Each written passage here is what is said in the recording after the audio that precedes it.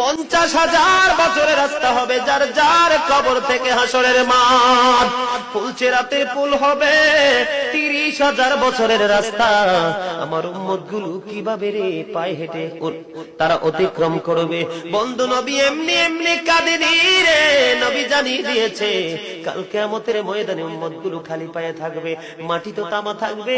ও বন্ধু, তাদের শরীরে কোনো পোশাক থাকবে না, উলঙ্গ অবস্থায় থাকবে। এবং মা আয়েশা প্রশ্ন করলো, গো প্রাণের নবী, জানতে মনে চায় নবী গো, এই যে আপনার উম্মত গুলো উলঙ্গ অবস্থায় খালি পায়ে সবাই থাকবে গো নবী, তারা কি নারী পুরুষ একসাথে? কয় হ্যাঁ, নারী পুরুষ একসাথে। তারা কি কেউ কারো দিকে নজর দিবে না? এবার আমার নবী বলেছে, আয়েশা রে, কেমন করে নজর দেবে রে আয়েশা? বন্যার পানি যেমনি প্রবল বেগে বৃদ্ধি পেয়ে পৃথিবীর মানুষগুলোকে গ্রাস করে ফেলেন, কাল কিয়ামতের দিন এই জাহান্নামের আগুন মানুষের দিকে বন্যার মতো প্রবল বেগে ছুটে এসে মানুষকে ঘিরে ফেলবে।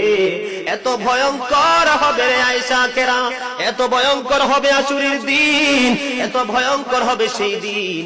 আর সেদিন এত বিপজ্জনক হবে, একটা পুরুষ আর একটা নারীর দিকে তাকাইবার মতো সুযোগ থাকবে না।